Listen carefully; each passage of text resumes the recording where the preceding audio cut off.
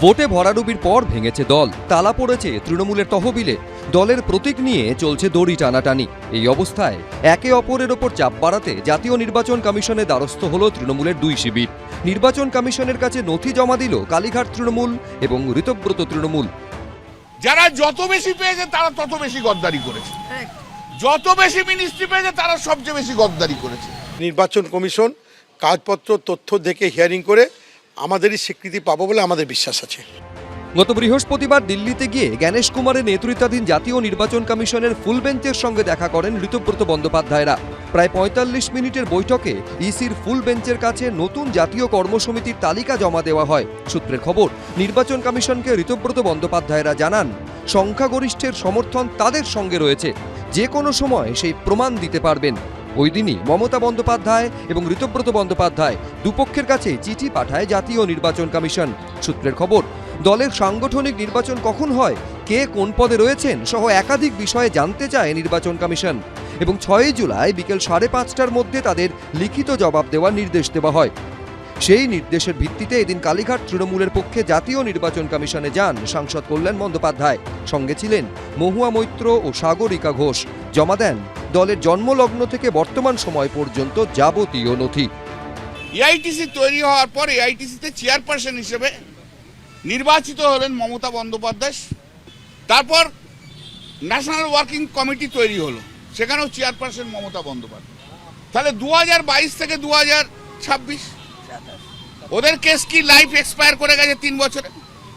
যদি তাই হয়ে থাকে তাহলে তুমি ২০২৬-এ নির্বাচনের টিকিটে তুমি লড়লে সর্বভারতীয় তৃণমূল কংগ্রেসের, আর সিম্বলকে দিল মমতা বন্দ্যোপাধ্যায় চেয়ারপারসন হিসেবে।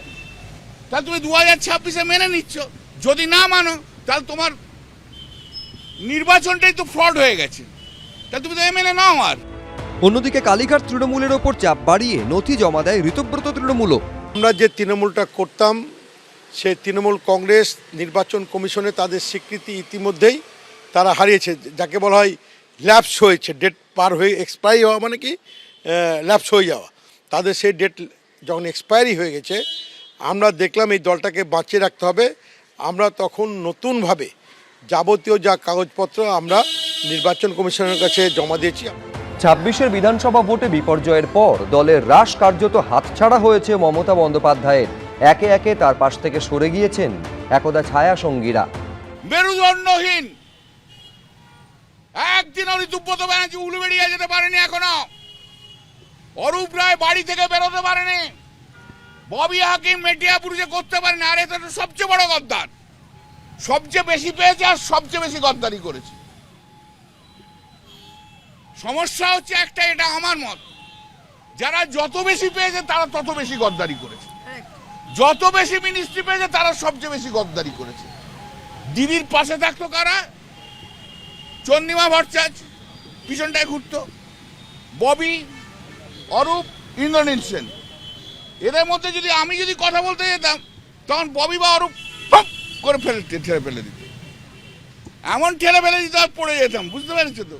তা আজকে ওরাই চলে গেছে, আমরাই রয়েছি। বিজেপির সমর্থনে কারা ছিল দেশের মানুষ দেখেছে।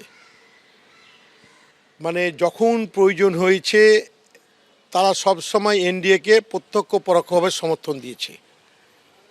তারা বিজেপির কেন্দ্রীয় মন্ত্রিসভায় মন্ত্রীও ছিলেন। ২০২৪ সালে দেশের মানুষ চেয়েছিল যে এনডিএ সরকার দেশ থেকে বিতাড়িত হোক, ইন্ডিয়া সরকার আসুক।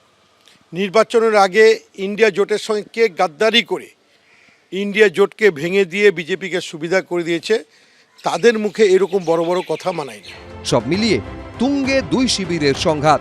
তৃণমূল কংগ্রেসের নাম, প্রতীক থেকে তহবিলের ভবিষ্যৎ কি, সেদিকেই তাকিয়ে রাজনৈতিক মহল। বিজেন্দ্র সিংহ, কৃষ্ণেন্দু অধিকারী, এবিপি আনন্দ।